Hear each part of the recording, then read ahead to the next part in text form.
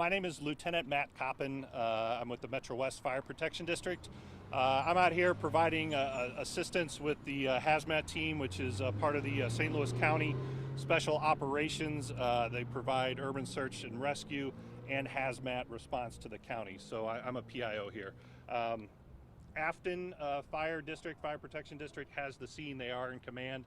So I'm going to speak to you guys briefly and just kind of give you the basics of what we know now, with the promise that Affton's going to come out before the evening news when things kind of calm down, and they can provide more details at that point. So as long as we're fair on that. 2:33 this evening, or about 2:30 this evening, a call came in for a chemical fire at 6901 Heege Road. That's the Manor Chemical Company. Initially, when crews arrived on scene, they were told there was could be up to 10 different chemicals involved. There was also a tanker truck involved and the actual structure itself. So 3 components there. The first priority upon arriving on scene was evacuation. Initially, it was determined to be a quarter-mile evacuation, and then as that got underway, it was moved up to a half-mile evacuation, and that occurred first. So during this time, all employees of the company were able to get out and evacuated without issue. And folks that were displaced from their home and evacuated from their home were offered refuge at the Affton Elks Lodge, which is at Heege and McKenzie, I believe. Evacuation occurred during this time. The fire was burning. It was contained to an area, and there was deemed to be no inherent risk at that time. That evacuation was the more important priority at that time. So when fire extinguishment began, the call quickly moved up to a 4-alarm fire. So for us, what 4 alarms mean is you just take what would normally respond to a fire call and multiply it by 4. So in St. Louis County, we're fortunate to have mutual aid, and all those things happen automatically. So dispatch can just call for more help, and it comes. So in the end, we've got about 13 fire department agencies on scene at this time. St. Louis County Police is with us. So a 4th alarm encompasses about 62 units. So units is a truck for us. So there's 62 trucks here working on this call right now. The fire is extinguished and is currently deemed under control. So right now we move into what we call our overhaul stage, which is just to make sure that all the hot spots are taken care of. And we're also going to look at decon. So anybody that was in this hazardous smoke or in this environment, their clothes, their equipment is all going to have to be decontaminated, which means we will be out here for a while. This will be an active scene for several hours.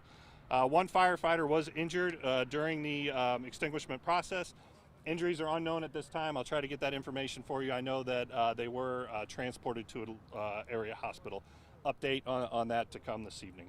As far as that, the Metropolitan Sewer District has their environmental hazard team on the way. They will assess to see what further cleanup or what activities need to happen this evening to kind of put the scene under control. But as far as that's kind of the basics that I can tell you. I mean, I'm happy to take questions. I don't know that I'll have the details for you. We may just have to wait till this evening for that. Can you put water on a fire like this? What do you do? So they were mainly using foam. Okay. So foam just kind of, when you're dealing with liquids on fire, foam is often a better option to just kind of smother that without spreading it. So. And any idea how the firefighter was injured? No, I don't have any information on that. So when you talk about putting the fire out, it seemed like, this thing was roaring for a couple hours, thick black smoke, and it seemed like over about a 5-minute period, it all of a sudden became a light smoke. Talk about that process. Sure. So again, when arriving on scene, you've got to prioritize, what you need to do first. And so it was determined that evacuation was the higher priority because the fire that was burning was in a place where it was okay to burn there. So I think what you witnessed was the beginning of that extinguishment process, putting that foam on the fire, and you could see that change in that smoke to put it under firefighters control. Physically themselves start going door to door, or you say it's the priority? Yeah, for sure. I mean, we're talking mutual aid for police officers, for fire departments to.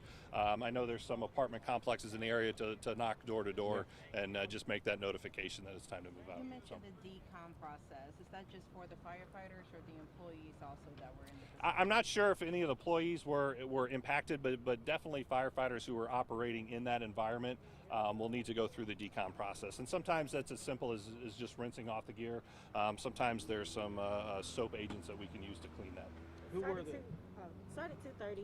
It's under control. At about what time did it get under control? That I'm not sure. I can look back for that for you if you want. How many firefighters were actually on the scene? Well, so I don't have the number. I've got 62 trucks, so you figure there's 2 to 3 to 4 person per truck. So there's a couple hundred firefighters, police officers for sure, in this area right now.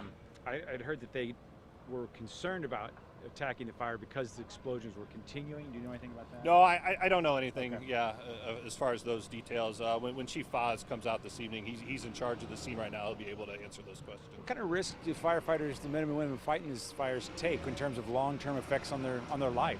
Yeah, I mean, any fire we go into is going to have some hazardous materials, hazardous chemicals. I mean, anything in our home, most of our things in our house are made out of plastic. So it's a risk that we're used to assuming, and it's a risk that we're used to mitigating.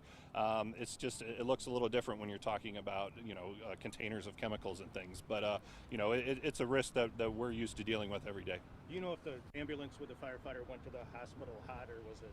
I do not know. Emergency? No, You don't know? I don't know. Was it the county hazmat, city hazmat? Did they So work it's the together? St. Louis County. I'll have to check. I don't know if St. Louis City had their hazmat team out here, but the county has kind of a conglomerate of fire departments that work together to provide hazmat for the county. And that's who's out today. Just because we serve the internet here at all times, we might be kind of picking up some folks. Just real quick though, it is out now.